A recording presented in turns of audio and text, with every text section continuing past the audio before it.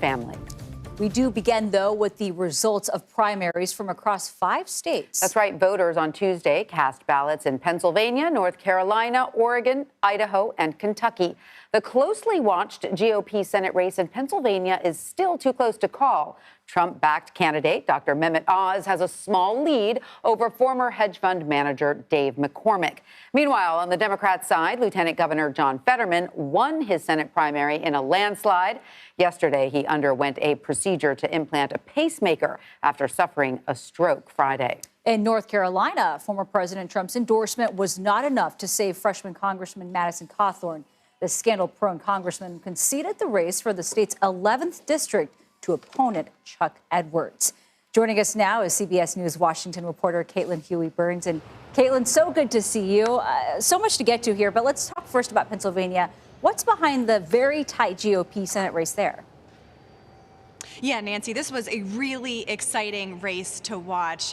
It is a Wednesday. That means we were up late last night on a Tuesday covering these races. And what's significant here is that we were watching to see the power of the Trump endorsement and whether it could push Oz, Dr. Oz, over the edge in Pennsylvania. He is who Trump backed there. But he is currently locked in a very tight race. You see it on your screen with Dave McCormick. A very small margin there.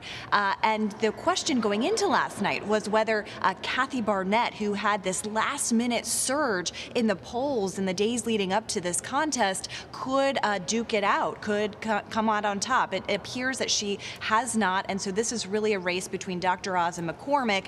And since Trump backed Dr. Oz, we were wondering what kind of effect that would have had. We didn't see it contribute to a huge bump in the polls or a huge bump in fundraising the way that we saw it play out in Ohio when he endorsed a candidate there. But in Pennsylvania, a recount will be triggered if the final tally is less than a half percentage point. So something to keep an eye on in this very tight race that we don't yet know the results of. Exciting race there. But staying in Pennsylvania, Caitlin, Doug Mastriano will face the state's Democratic Attorney General Josh Shapiro for governor in November. What can we expect from that race? This is a really important race to watch because Doug Mastriano, who won the Republican primary for Pennsylvania governor, he is a top election denier in this country. He's been a top ally of the former president. He has been promoting the false lies about the election being stolen. He's actually been subpoenaed by the January 6th committee for information because he was at the Stop the Steal rally and he was actually outside the Capitol on the day of the insurrection. There are photos there. He has been pushing for the election results to be overturned. And so the idea that he is going to be the Republican nominee in the Pennsylvania governor's race is really important to watch. And it's important because Pennsylvania's governor picks the Secretary of State. And the Secretary of State there, of course, oversees elections. So if he is elected, he would be in charge of picking the person that oversees elections. And this is someone who has denied that the election results of 2020 are, in fact, true. So something to keep an eye on there. Josh Shapiro was the Attorney General, a Democrat. This will be a very important race to watch in Pennsylvania. Could be somewhere that Democrats want to hold on to. That's really interesting, Caitlin. And I also want to ask you about in North Carolina. We know that Representative Cawthorn, who has been very controversial to say the least, had the former president's backing, also lost his seat last night. So how did other Trump-backed candidates do?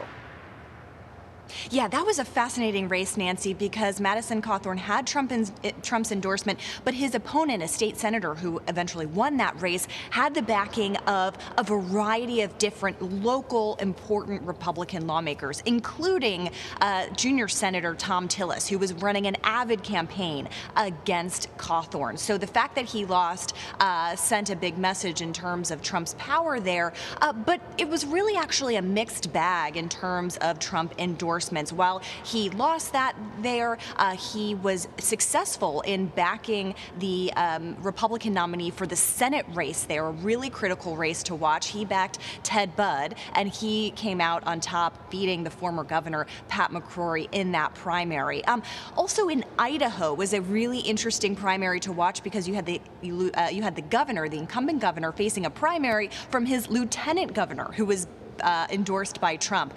The incumbent ended up winning that primary, so a loss for Trump there. But Trump also endorsed another House candidate in North Carolina last night who won. So a mixed bag, but again, we're waiting on those Pennsylvania results to give us some data points about what Trump's influence is here. We know he's still a major figure in the Republican Party. He's someone who Republicans are seeking approval and endorsements from, but whether that actually gets his candidates over the finish line and makes a big difference, we're waiting to see on that Pennsylvania race to give us some more answers. And we know you're keeping a close eye on it. Caitlin Huey-Burns, thank you very much. Thank you.